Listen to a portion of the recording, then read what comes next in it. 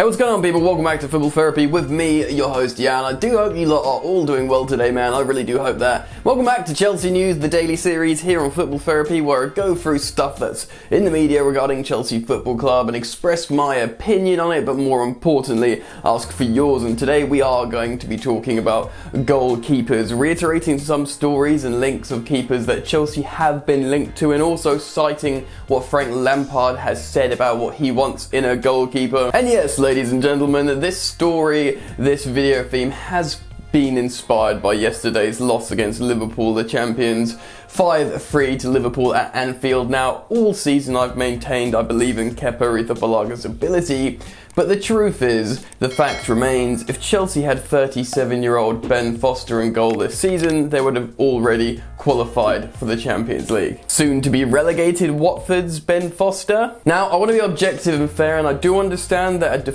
a settled defence in front of a goalkeeper offers a more sense of calm, tranquility, chemistry between the defensive line, and yes, Kepa has suffered from having a shifted defence in front of him, but weak risks, poor positioning and not concentrating, there's just no excuse for that. So we're going to crack open this, talk about different goalkeepers and options and how they could help Chelsea Football Club. But if you like football, mate, and I'm assuming you do because you're here watching me talk now, you should absolutely and most certainly go check out OneFootball, the one-stop app for everything you need regarding scores, even though you probably don't want to see yesterday's score, fixtures, statistics, lineups, transfer news and alerts. It's got everything you need on the app. Do click the link in the top of the description. Do yourself a favour. I use it. Go check out OneFootball. Alright then, let's get into it. Before I talk about what Frank Lampard said and what he wants in a goalkeeper, and before I talk about potential suitors, let's have a moment on Kepa. If you watch Football Therapy, you've seen me talk about this guy before. I was at the semi-final last season in the Europa League at Stamford Bridge when he was a shootout hero. He's made some superb saves throughout his short Chelsea tenure. He has, and he's generally good with his feet, and he's quite agile when he wants to be. But he had an okay debut season at Chelsea, and I was alright with that because I was like, it's your first season, you're settling in, you've got the price tag over your head, but it was just okay. This season, obviously, statistically, he's like the worst goalkeeper that's ever been born, but even with that, you were thinking, yeah, but there's a lot of shifting going on, the defence is so unsettled in front of him, that can be really unsettling for a goalkeeper, but there's only a certain amount of excuses you can make for weak risks, poor positioning, like I've said, lack of concentration. There was that moment against Liverpool where he just didn't claim a ball that was in front of him there, and it ended up on Van Dijk's head, nearly going in. Every single Chelsea player, who were generally quite tight with camaraderie and supporting each other, they all turned to him and screamed his name. Here's a little picture, a little still from that moment. It was a bit like, mate, what are you even doing? Like, what is happening here? And for me personally, that may have been the moment where a very forgiving, compassionate football fan such as myself was like, I am done, dude. I'm just done. So I really do think for all, little bits of form coming back here and there from Kepa, it's just not good enough. And whether we send him on that 2-year Valencia loan, or they just try and bump him down to second place, second goalkeeper, and bring in a new number one, whichever way they try and manoeuvre it, that Chelsea do make the move. Frank Lampard was questioned about his goalkeeper and Kepa a couple of press conferences ago, and he had this to say. What do I value in a goalkeeper? I think clearly you want them to be talented to keep balls out of the net. It's old school, but obviously it's the first and foremost job of what a goalkeeper keeps close to their heart. The idea of clean sheets. It's not always solely on them, of course. For a keeper to have a real desire and talent to produce that. But in the modern day, they're even more involved in the play than ever, to use their feet and to be a personality, to be an all-round goalkeeper, which you see at the very top level of goalkeepers around the world. We are fortunate at Chelsea, where we can certainly say we had goalkeepers that were a huge part of eras at this club. So Frank Lampard is saying, yes, clean sheets, shot stopping, big personality. Kepa might have a big personality in the fact how he might shout every now and again, and there was the whole semi-final thing last season. No, it was at the final, because I was at the final, where the League Cup final, where he refused to come off. One might argue that is personality in some sort of shape and form, but of course it's not the kind of personality we want. We want commanding, calm, just good goalkeeping. Anyway, Frank was also asked about Kepa Arrizabalaga post-match saying a lot of Chelsea fans are upset with him, and Frank pretty much dodged the question. He talked about the whole team, and then sort of after like a little spiel, he was like, oh yeah, I don't want to single out individual players and talk about their performance. He was just very diplomatic and like a politician. But I think personally Frank Lampard should be fuming at this point, because it always seemed like he didn't trust him. Kepa kind of played his way into a little bit of form before the break, and then Frank was like, alright, I'll put you in, but I probably still don't trust you.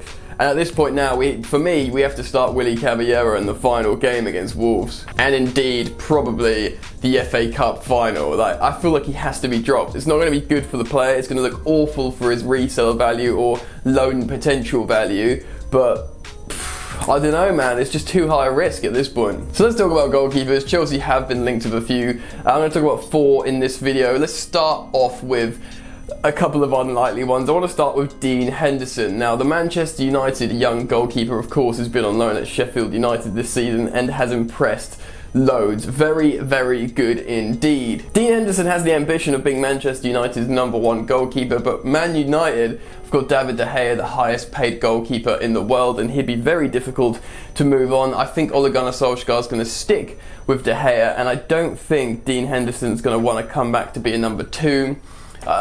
Maybe Chelsea could convince the player that coming to play for us as a #1 in a team that's a similar level as United at the moment. You know, he could, if he plays for Chelsea, he could probably become England's #1. That's usually how things work. I don't know, but really it would Manchester United sell him to a direct rival?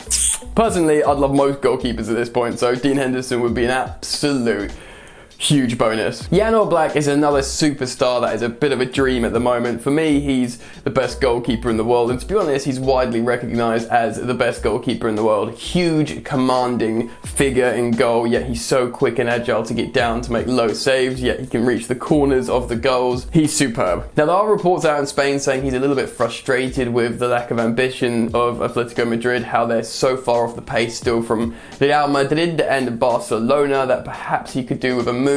Atleti would not sell him for any less than his release clause, which is just under £110 million apparently. But maybe if the stories are genuine, how he's unsettled, maybe a transfer request and like some, you know, big amount of money might be able to make a deal happen. Manchester United have recently been linked with him as well as a replacement for David De Gea, but I'm not so sure about that story for obvious reasons that I've just explained about De Gea's contract, and also I don't think United have that money. They're struggling to get the Sancho money together. So for me, I'd love Jan Oblak, but we have to sort of temper our expectations with this situation. Of course, we know André Onana of Ajax would be a good, reliable, relatively cheap option, about £30 million. We've seen him make excellent saves in the Champions League. Another Ajax player. I think he'd probably be the most affordable, as he has an agreement in place with Ajax that he can move this summer, provided a decent transfer fee comes in. He's about 6'2", André Onana. He's not massive, he's relatively short, but he's commanding, and he certainly is a lot more confident than Kepa or either Balaga. Like I said, anyone else in goal would probably make me feel a little bit more comfortable. I'd love André Onana. And another interesting one that would be really, really good is Nick Pope of Burnley. He's got I think he's on for the Golden Gloves this season. An incredible shot stopper. He has you know, a performance in a game in him that is just a highlight reel in one game. The amount of saves you can pop off, like prime David De Gea 3 years ago. Do you know what I mean? Like bang, bang, bang, bang, bang. He's about 28 years old. He's really, really good. He could probably be top level keeper for 5 years plus, maybe. Goalkeepers go into the 30s. But I don't know, I'd really like the idea of Nick Pope. And again, like Dean Henderson, it's a sad fact, but if he came to Chelsea, he'd probably have a huge shout of becoming England's #1. When you play for one of the England's best domestic teams, often your chances of becoming the #1 for the national team is elevated. I'm not sure if Burnley would sell Nick Pope to Chelsea.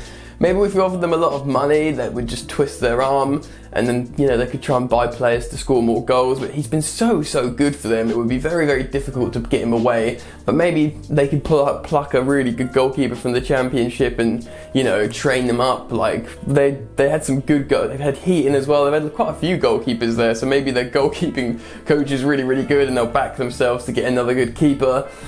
who knows, Nick Pope is another option. There might be other goalkeepers around Europe that Chelsea can rely on. For me, I think goalkeeper is one position on the pitch that you could probably take a little bit more of a risk with getting a European goalkeeper. Like with a striker, it's difficult. You don't know how they're going to deal with the physicality of the centre-halves in the Premier League, or even centre-backs. I think it's a risk. Strikers and centre-backs probably the most for bringing in like a European League player to the Premier League. But I think goalkeeper, if they're really used to just making great stops in goal, that doesn't change around different leagues. And also if they've got a good pass on them, if they can spray a long ball, that's good enough for me, man. So if Chelsea think they've got a good keeper in Europe that they can pluck for a good price, I'm all for it.